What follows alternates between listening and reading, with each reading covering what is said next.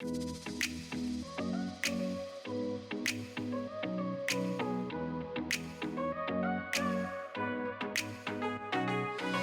girl, you're tuned into the Grace Code podcast. I'm your host Lisa, and this is a show all about unlocking Jesus in the everyday.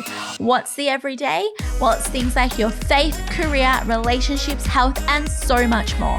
I pray that this podcast leaves you inspired and passionate to find Jesus as you go about your everyday and encourages you to step out of your comfort zone and step into the things that God is calling you to.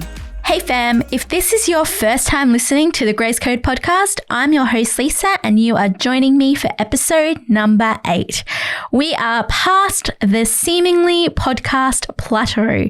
Yes, apparently so many podcasters make it to episode number 7 and just quit. But not here at the Grace Code, friends. We are here for the long haul. So thank you for joining me on this journey. I'm so honored that you would choose to spend your time with me. Now, the Grace Code HQ has been buzzing with excitement this week. There have been so many amazing things happening here, and tomorrow, October 1st, I officially launched the Grace Code podcast website. Now, I'm so excited about this. The website has been in the works for a little while, and it's a one-stop shop to stay connected with all the things happening here at the Grace Code HQ. You know, I've created it as a hub for you to find all kinds of encouragement and resources, and with the website comes the collective. Now, if you sign up to the collective, you're going to be sent all kinds of free resources and encouragement straight to your inbox. It's completely free, and you can sign up via our website, which will be thegracecodepodcast.com. And, you know, I've sent out our first monthly bundle today to the fam and have received such wonderful feedback. So I'm sure you are going to love it. Now, make sure you sign up, grab your freebies, and turn that inbox of yours into a place of encouragement, purpose, and truth. Now, I know I say it so often, but honestly, with all my heart, I am so thankful for you girls. The fact that you're here with me week in, week out, it's so edifying to my spirit, and it makes me want to keep pushing and leaning into God to bring you a new and refreshing truth each and every week. So make sure you stick around until the end of today's show, because as a little bit of a thank you, I have a surprise for you. Now, to get to the end of the show, we need to get through the show, so let's get to today's episode. This episode was once again birthed out of the season that many of us are currently walking through. It's a season of being in lockdown, where everything around us is the same, where, you know, hopes and dreams we have had for 2020 are shattered, and some of us might not be able to see the light at the end of the tunnel yet, but hopefully after today's episode, you will. So how do we persevere in seasons of sameness? You know, what do you do when everything around you is the same, when nothing looks like it's moving forward, when you're stuck in the sameness? How do you persevere on towards the goal, the dream, and the calling God has for your life when all you see is the monotony of the day-to-day? Well, firstly, you keep listening to the Grace Code, because we're all about unlocking Jesus in the everyday. But in all seriousness, though, girls, how do you pull yourself up out of discouragement that comes with seasons of sameness? You know, here in Australia, we are currently 1 month into spring. I'd love to say that the cold winter months are long gone, but living in Melbourne, you just never know what type of weather you're going to wake up to. It's often referred to as having 4 seasons in one day, which makes it really hard to get dressed for work in the morning. So for instance, just the other day, we had this warm, beautiful, sun-filled weekend, and then a few days later, it was snowing in some other area of the state. So you just never know what you're going to get with Melbourne. But don't worry, you're not tuned into a weather podcast here. I'm just reminded that although our current spring weather looks similar to that of winter, changing seasons have always been and always will be a part of God's plan. We all know Ecclesiastes 3, and if you don't know it, I encourage you to go and read it. This chapter is titled A Time for Everything, and that's exactly what life is, seasonal. There will be a time for happiness and joy. There will be times of grief and sadness. There will be times of hardships where we need to push through until the next season falls upon us. And there will be times of ease when life feels like it's a stroll in the park on a sunny day. Oh, how we all wish those days were among us right now, hey? So while things around us may appear to be the same, change is actually constant. It's always happening. Even in the stillness, when we are walking out the mundane and routine, change is happening in the details. God is using even the slightest of changes in the day-to-day, the ones we may not even see, to bring about his plan on a deeper level. So while the world around us is ever changing, we really only ever go through two life seasons, and that's change and sameness. So let's start with talking about seasons of change. During seasons of change, God is generally testing our faith and humility. Are we humble enough to not resist the change and instead step into it wholeheartedly by faith, following the voice of God, or are we going to fight against it? God is intentional. When we walk through these seasons, he is intentional about the areas that he wants to build our faith in. His desire for us isn't to stray during these times, but to draw closer to him. Our greatest call isn't a call to knowing about God. It's a call to being truly intimate with him, to create a personal and intimate relationship with him, which ultimately is a byproduct of having complete trust in him. We can say we read our Bible every day, yet only come away with knowing about him. We need to actively be pursuing an encounter with him. And as we do this, we build closeness with him. And out of this, that deep personal relationship that we all desire and long for is conceived and begins to grow. In James 4:8, it says, "Draw near to God and he will draw near to you." That's the relationship he desires with us. To develop that depth to that relationship, we need to continue to trust God as we walk through experiences with him. So like I mentioned, there are going to be times when he's going to test us by putting us in seasons of stretching and uncomfortable change. But there's also going to be times when he wants to add a little sprinkle of salt to your trust in him, and he will leave you in seasons of sameness. In both seasons we are tested, and in both seasons the aim is that we grow. Yet there is something uniquely distinct about both of these types of seasons. Seasons of change lead us to a place where both our faith and humility are tested. When God starts to shift the environment around you, which we know is always out of our own control, he's often calling you to a place of deeper trust, asking you, hey, do you actually trust me? Or do you trust the idea of me and prefer this structured, safe system that you've built around yourself for comfort and for experiencing this idea you have of me? So when change comes, instead of resisting it, let's start embracing it.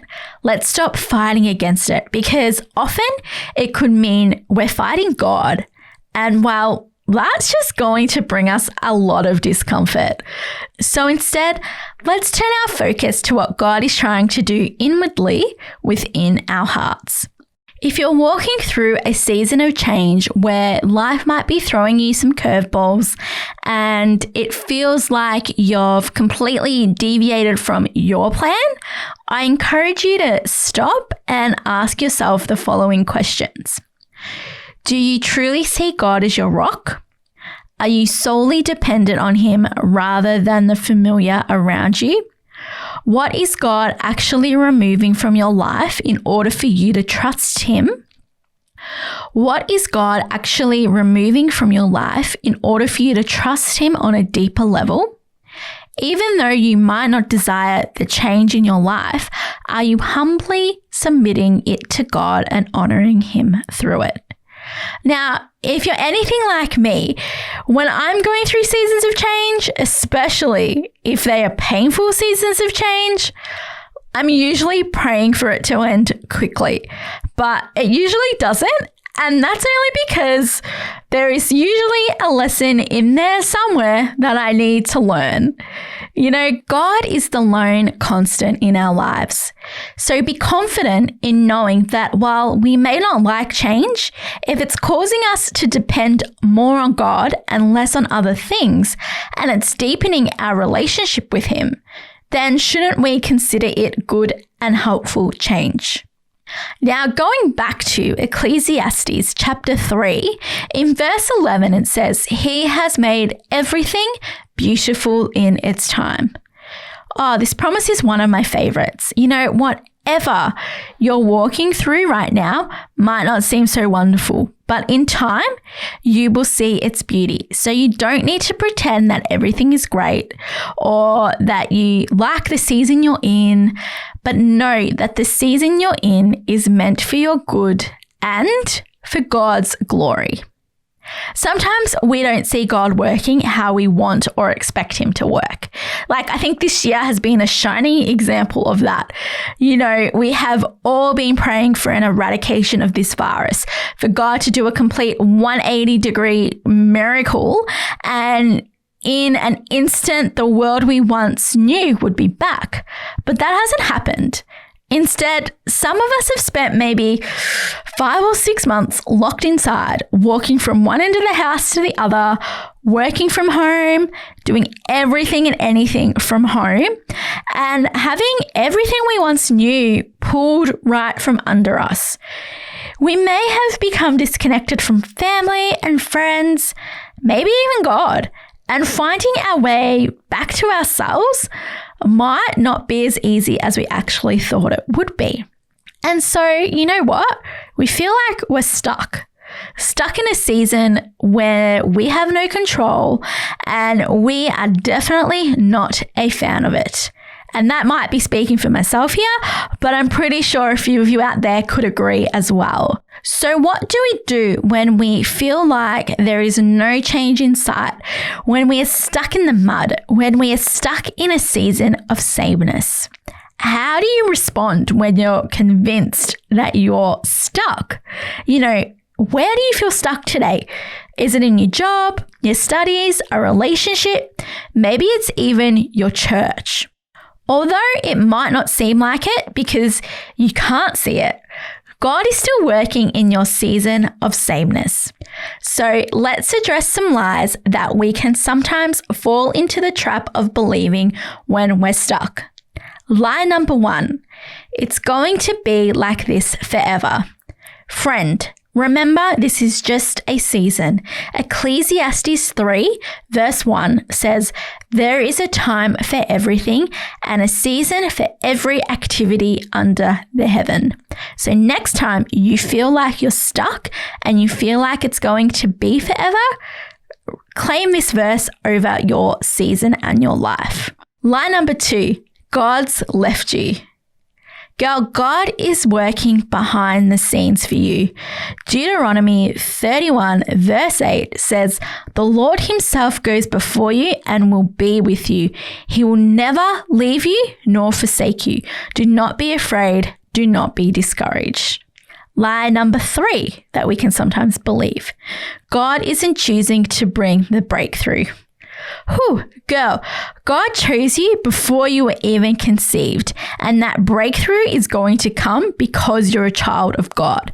There are so many verses that you can claim over your life when you're feeling like this, but I'm going to read Jeremiah 1 verse 4-5. The word of the Lord came to me, saying, Before I formed you in the womb, I knew you. Before you were born, I set you apart. I appointed you as a prophet to the nations. Girl, you are appointed for such a time as this. The Lord has not forgotten you. He has not left you, and he will bring your breakthrough. The next lie that we can sometimes believe is, I've been left behind. You know, that feeling you get when everyone around you is on to their next phase in life and you're stuck where you are. Well, girl, not only have I been there, but God is faithful, and his word says in Isaiah 49, verses 14 to 15, but Zion said, the Lord has forsaken me. The Lord has forgotten me. Can a mother forget the baby at her breast and have no compassion on the child she has born? Though she may forget, I will not forget you. There is that promise right there. The Lord will not forget you. He knows everything happening in your life. He knows what your future holds. He has got you in the palm of his hand. So if these lies that we can sometimes believe and, declare over ourselves have now been squashed with the truth, with the word of God, then what is happening when we are stuck in a season of sameness? Well, I like to think God is intentionally building our faith and patience. Let's remember God's timing is perfect always. He is not bound by time. He's never running late. He never has to be in a hurry and never worries. And funnily enough, he is not concerned at all that his timing does not line up with my diary, which for someone like me, it can be a little bit frustrating if I'm honest. And now that I think about it, God has never, ever consulted with me on how to schedule my life. Now, that's because, his ways and his timing are perfect, even if I don't always see it that way. So do I wish that he would move quickly? 100%. But he never is slow because he's not bound by days, weeks, hours, minutes, months, or even years. He is the beginning and the end. But when my perception of God is off and I perceive him as being slow and not doing things in my timing, of course I'm going to feel stuck. Of course I'm not going to see him moving in the day-to-day areas of my life because my focus is off. My perception is off. It's shifted off who God is, and instead it's now on what is he doing for me. So I'm going to feel stuck in what could just be a regular season of life. When we're in this season of sameness, there are so many obstacles to our faith. There's the waiting, there's deferred hope, there's doubt and temptations that come our way. Isn't it funny how it's the simple things in the day-to-day that can challenge our trust the most? So when this occurs, are we able to stay put? Are we able to stay in the place that God has placed us in, faithfully finishing the task in front of us? Or do we approach each morning when we wake up with panic-laden thoughts that, time is passing us by and we'll be stuck in this routine of the monotonous forever? I've been there and, we begin these seasons well, and it's mostly because it started with some form of excitement that comes with a season of change. But as time goes on and we start to feel a bit stuck in life, a bit, stuck in a season, we can be tempted to doubt God. Did he really bring me to this place? Is he really working for me? So does your hope dwindle when you experience an unmovable situation? Well, take comfort, friend, in knowing that that feeling that you feel is common. And there are many, many believers who have walked that same path that you're on now. They've walked through the everyday faithfulness that's laid out before you right now. They've encountered the same struggles that you are encountering right now. But through it all, God preserved them as they persevered. So even when we don't feel like it, God is calling us to remain faithful to Him and to the call He has for us. So if you're feeling like you're stuck in a season of sameness, I can promise you two things. The first, you're not the first person to feel this way. As I said, many believers have walked a season of sameness before as well and have encountered the same struggles and the same feelings that you are encountering now. The second, God is compassionate towards you and He is cultivating a new level of trust and patience in your heart. Oh, I said that word, hey, patience. Don't we all love it? And while, patience is a fruit of the Spirit, it is also a byproduct of our trust in God. As we exercise our faith, patience is what is produced. You know where I'm going here when I say James 1 verses 2-4. Consider it pure joy, my brothers and sisters, whenever you face trials of many kinds, because you know that the testing of your faith produces perseverance. Let perseverance finish its work so that you may be mature and complete, not lacking anything. So our season of sameness that we're walking through is a test of our faith where we need to persevere, which results in our spiritual maturity. Whew. Essentially, we could say that seasons of sameness are actually seasons calling us to faithfulness and God calling us to remain faithful in every season we go through. Often when we're in a prolonged season of sameness, when we perceive it as being stuck, we end up in a panic and we try to fight against it. We go into an unnecessary battle alone and, we try to pull ourselves out of it. We do everything and anything in our control to get out of where we currently are. We might quit our job. We might drop out of our uni or college studies. We compromise ourselves and our values and morals to try and repair a relationship. Or we end it with a hope that, the next person who comes along will have what we're needing. Maybe we even leave our church thinking the next one we go to might have what we're looking for, or it's there that the door might open for us to enter ministry. We try to fill this void that we feel when we're in a season of sameness. We try to bring ourselves relief by trying to take control of the situation, when in actual fact, none of it is in our control. So we try to take back this control rather than just remaining in the uncomfortable, leaning into the situation and drawing closer to God, waiting on Him to bring about the breakthrough. Like I mentioned before, patience, it's a fruit of the Spirit. It is something that needs to be developed, which means we're going to be put into situations where it's going to be tested in order for it to be developed and for us to spiritually mature. So if you can just hold on for one more week or one more month, or maybe it'll just be one more day, the patience you develop through the helping of the Holy Spirit is going to lead you out of the season that you're stuck in.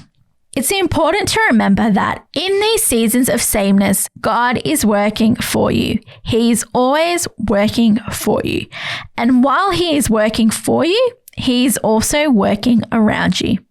He will use the people around you, the circumstances you're in, natural means and human processes to bring about His divine plan. He is not bound by time, but He will use it to outwork His plan for your life. He might speed things up to put you in a position for such a time as this, like Queen Esther. Or He might slow things down to build up your character. No matter what He does, the most important thing is that He is actually working on you. He will often move some chess pieces around so we remain still enough to stop and focus on Him. Yet sometimes we don't discern what is actually happening. So to us, we're not where we desire to be, and so we see it as being stuck. And more often than not, we find ourselves stuck when God wants to target something in our hearts and character that needs a little bit of reworking. So we feel like we're left in this season of sameness when the actual reason may be that we're not ready to handle the next season that God has for us.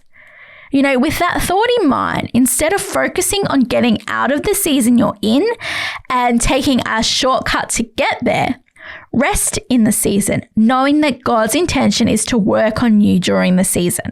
So take some time away with Him. Go to that secret place and chat to Him about what He is wanting to do in your heart and how He wants to refine your character. God is beyond patient with us. He is such a gentleman, so even though He's ready to work on something in us, if we're not ready, He will wait for us to cooperate with Him. So while you can change your scenery by leaving that job, ending that relationship, or say move to that new church because you feel stuck, you aren't going to change His mind about what He wants to do in your life. He might just meet you a little further on down the road where He moves that chess piece all over again and causes you to be still or stuck again. He's going to ask you, hey, are you ready for me to start working on this area again? Or are you going to trust me completely this time? And once again, you're going to be left with a choice. You either fight His will or you surrender to it. And so, friend, if you feel stuck, know that God is your loving Father.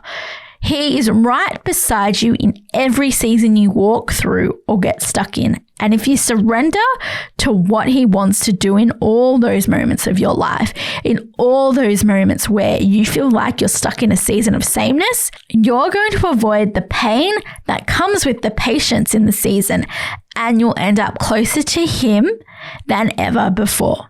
If I could leave you with one more piece of encouragement for today, it would be to stay close to God and know that He will come through for you no matter the season you're walking through.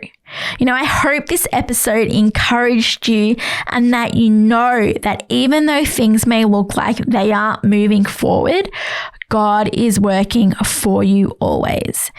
Now, as I mentioned at the start of the show, I am ending this episode with a little bit of a surprise for you guys. So as a huge thank you to you all for joining me on this journey and to celebrate the launch of my website and the collective, I'm going to be giving away a beautiful illuminated journaling Bible. It is absolutely stunning and it is something that I long to own myself. And I think you girls listening will really, really love to have your own copy. So if you are keen to enter, make sure you head over to my Instagram account, which is the.gracecode, and keep your eyes open for the post that I'm going to drop with all the details on how to enter. Now, that's a wrap for this week's episode. Thank you once again for joining me and have a beautifully blessed week. Thanks so much for joining us this week on the Grace Code podcast. This show is made possible because of listeners like you. If you want to find out more about the Grace Code, head over to our Instagram at the.gracecode and say hello. If you haven't already, make sure you hit subscribe so you never miss an episode, and be sure to tune in next Wednesday when we drop our next show. Until then, have a beautifully blessed week.